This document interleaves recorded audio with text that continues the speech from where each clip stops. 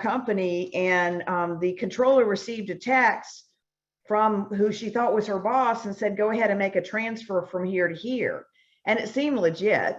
She took action on it. Luckily, it didn't go through, but I've heard many, many stories on the financial end of cybersecurity things affecting the government contractors. And I know the FBI in some cities comes around and talks to companies' financial side of it, which is different than what you're talking about, because you're really talking about an entire structure.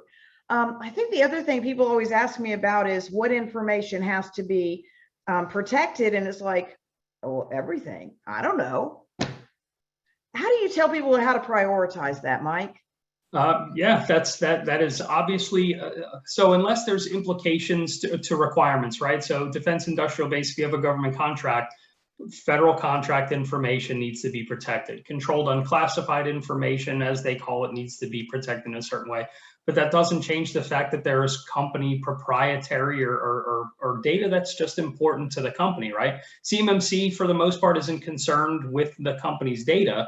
They're concerned with the government's data.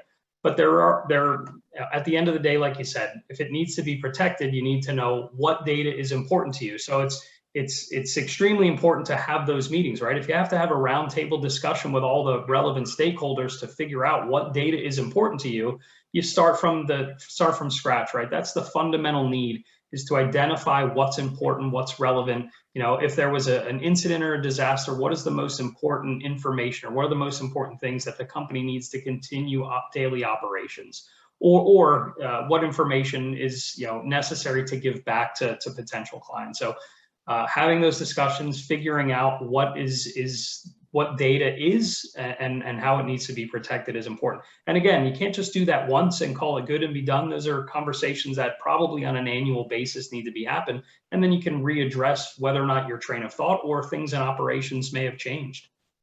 Well, I like the idea of doing it on a regular cycle, because if you don't keep people up to date, you can't, it's too hard to do it. It's kind of like spreading things throughout the year.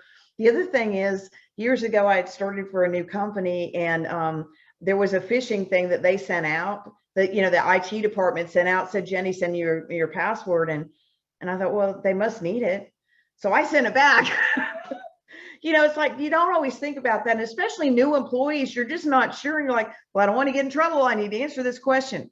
Jason, I would love to hear more from you about what kind of things you're seeing on the business development side as far as it coming out in RFPs. Sometimes you're a prime contractor to the government, and it might be expressed one way, and you are also responsible, if you have subcontractors, to make sure they follow the rules. What about the big primes? Are they coming to you and making you include it in your representation and certifications, your reps and certs? Give us an idea, Jason. Yeah, so our experience, or at least my personal experience, has been in the contracts where we were looking at to prime. So kind of like I described a few minutes ago, I haven't seen any that have said, day one you need to be a CMMC level 1 or 3. I'm sure that's kind of the threat in front. Well, threat in a way, right? It's a change that's probably in front of us at some point in the future, and that's what we're trying to figure out when that's going to be. But as far as some of the larger primes, so like I don't want to throw out any names necessarily in this conversation, but some of the large defense contractors, especially that are in our area here locally, in this part of Florida, no doubt they're seeing CMMC requirements coming in their contracts, because theirs would be a multi-year, probably 10-year contracts plus. So there's no doubt that they're seeing those. And then in a lot of cases, there will be flow downs from them to their subcontractors. Mike's probably in a much better spot to kind of talk to those, because that's kind of where we want to be as a business. We're probably not, as a women-owned small business, we're not going to the large defense contractors, that have a global footprint and asking for us to help them get CMMC compliant. Where our sweet spot is with their subs. So if they have a requirement to put that CMMC requirement on their subcontractor, we want to be there to help them make that transition as smooth as possible so that they can satisfy their requirements as a subcontractor. And Mike, I'm curious if what if you have any experience with some, we've touched a lot of small companies in the area. I'm wondering if that's something that you've seen. I can't say that I have, if I'm being perfectly honest. Well, I think the question is always, where is it on the contractual side? Because the big primes are super risk averse because they're responsible. If they're a prime contractor and they pick a small business that screws up, it's on them. It's going to make them look bad. It's going to cost them money and time and reputation.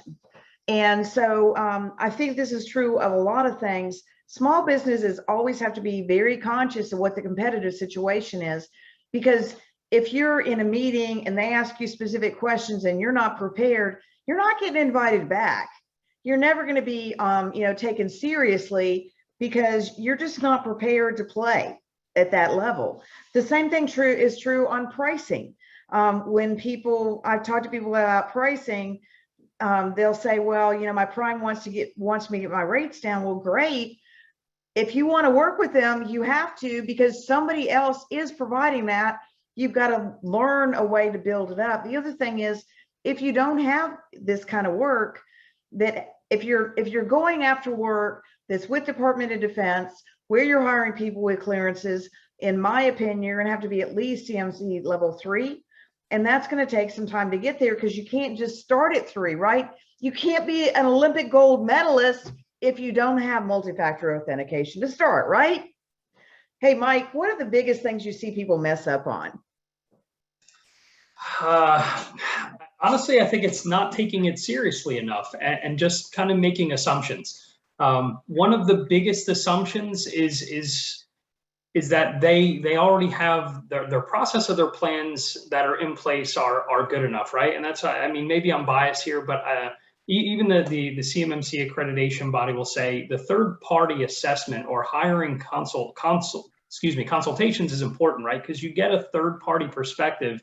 It's easy to have the blinders put on and get tunnel vision when you look at your own practices and processes and think you're meeting certain objectives, the right way.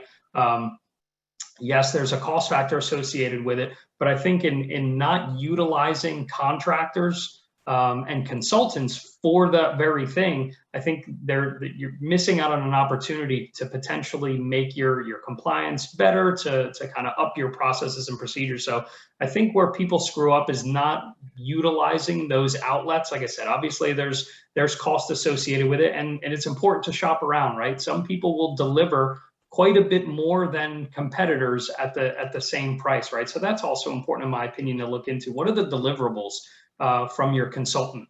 But utilizing a consultant to help you through or to understand the implications to compliance, and to look at your practices and procedures to kind of open up the aperture a bit to maybe find those gaps. It's really important. Like I said, it's easy to get the blinders on and look through your gaps and think you're doing something effectively, but you could be totally missing the mark. Well, that's a really good point, because so many people will say, well, I'll just read through it and see if I can figure it out, and that'll be good enough. And not in the competitive environment we're in, that's not going to be good enough. The other thing is, what I find when you were talking about these different requirements and look for the value add that group might offer, can it get me someplace else at the same time? And many times it'll tighten up the overall organization of the IT practice or the controls. It'll do a lot of things for the company that they didn't even expect. The other thing is, isn't there some ties sometimes to ISO? There can be, absolutely. I mean, when we're talking procedures, absolutely. Compliance is compliance is compliance. But procedural things help you get much better at compliance if you have reduction in waste, like if you're using Lean Six Sigma principles for waste reduction, and then you actually have specific and repeatable processes through something like ISO. In my opinion, it makes compliance much easier to achieve. So folks that are ISO capable, relevant, certified, if they understand the idea behind ISO, other compliance areas become much easier to get to, because you understand the process, the importance of continuity and procedures. And a lot of times that's what compliance is about, especially with CMMC. Procedural documentation is paramount. And if you have the mindset for ISO, you should be kind of a step ahead in that regard. Well, I think that makes a lot of sense. It's really all about maturity. Does the company have the capability to carry out this control?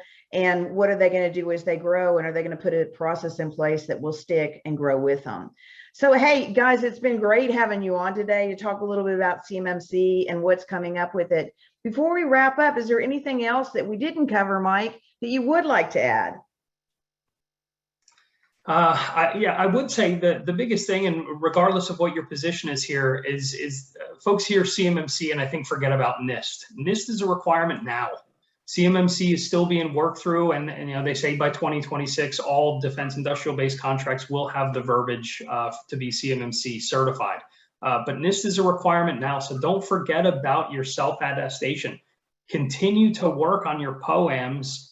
Fix the things that you can. I understood if it doesn't fit your budget this year, or you have fiscal challenges, keep working on it. Have a continual process to get your NIST where it needs to be, because iterating your score and elevating your score is looked at positively. We have feedback that when the government goes and looks into the SPRS system and sees that companies are making an effort to iterate positively their NIST score, they're much less of a risk than somebody they want to do business with. So don't forget about NIST.